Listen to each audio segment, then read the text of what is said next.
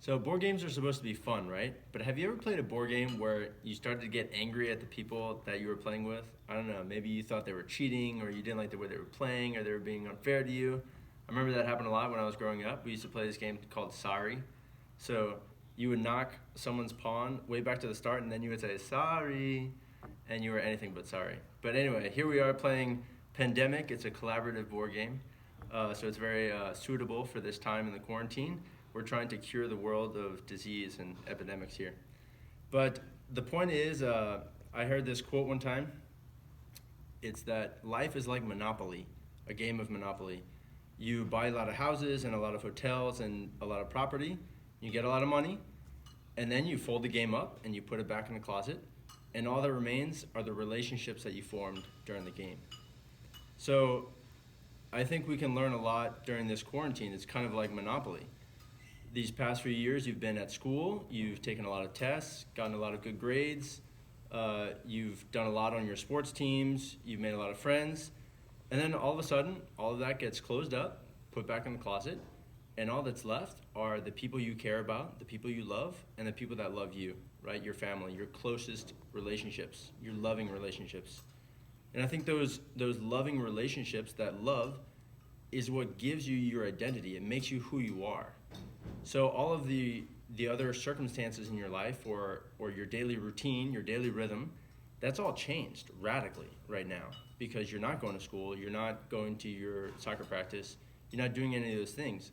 But you're still the same person and your family is still the same and your relationships are enduring through all of these different circumstances and different daily routines and rhythms. In the letter of St. John in the New Testament, St. John says that God is love. So God is love, which is an amazing thing because we've experienced love. So we've experienced God. Actually, in Latin it says Deus caritas est. So caritas is charity, right? It's a specific type of love, the highest type of love. Right? Because there are a lot of different types of love. We can say, oh, I love soccer. I love chocolate. I love my mom. But hold on, did you catch that? There's a really big difference between I love chocolate and I love my mom. We use the same word, but we know that the love that I have for my mom is reciprocal, it's mutual, and it's a lot deeper. It's a lot more fuller. It's a fuller sense of the word love. So that's charity, right?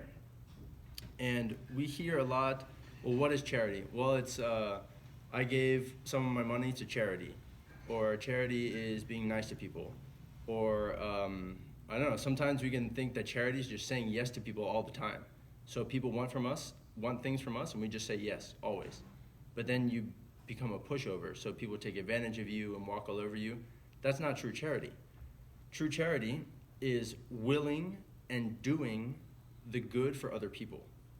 So it's not just a kind word to them, which is part of it, but it's doing things that will make them better, that will make other people better.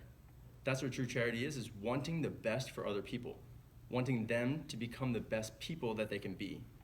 So imagine a basketball coach who, whenever he's gonna have his team practice free throws, he gets a ladder and he puts it up right against the backboard, and he climbs up on the ladder, and imagine the hoop is right here, and then he stands right next to the hoop, right? So every time they shoot, he just taps the ball in. If it's going a little off, he just taps it in and makes sure that it goes into the hoop. Do you think that's a charitable basketball coach? No. He's not helping his team reach their potential. He's not helping them be the best basketball players that they can be, right? He's babying them. He's pampering them. So that's kind of like your parents. If your parents don't give you everything that you ask for because they love you, because they want the best things for you. So they want you to be a better person, which doesn't mean that you need to get everything that you ask for, or it doesn't mean that you should eat everything that you see, because that's not good for you, right? So your parents are there to make you be better people, not just to say yes to you, not just to be nice to you. They're there to make you better people. And that's because they love you in the true, full sense of the word. So who's a great example of that? Well, I think in the past 100 years, one example that has stood out to a lot of people is Mother Teresa of the Missionaries of Charity. It's in the name, Missionaries of Charity. So her mission was to go out and to love people. So she would bring off the beggars and the homeless people off the streets and take care of their wounds and give them food and everything. But she wasn't just giving food out. I remember I went to Haiti one time with a mission trip, and we were with this group, and we were staying with the Missionaries of Charity. We would go to their complex every day, and we would help, and we would hold the orphan babies, and we would give out rice to people. So these women would line up, tens of people, dozens of women would come with these bags to get rice, and so the Missionaries of Charity would give rice to everybody. But also, they weren't just giving rice, because they had a school as well. And in the school was free, and all these children wanted to go to school. They wanted an education, right? But the Missionaries of Charity had free tuition, but you had to wear your uniform. You had to wear this special shirt that was for the school. So you wear that shirt, and then you can come to school that day. So what are the missionaries doing? They're doing something very nice, making school free, right? But they're also making those children better, because they're teaching them responsibility. You have to bring your own shirt every day to go to school. School's free, but you have to do your part too. You have to be responsible.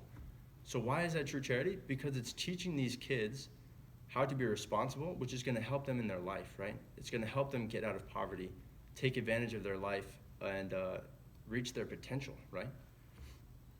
So if we actually do that, if we actually try and do the best thing that we can for others, help others be the best that they can be, we'll actually live in harmony and peace.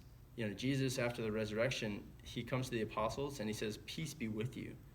They were all ashamed and fearful and everything. He says, "Peace be with you, live in harmony."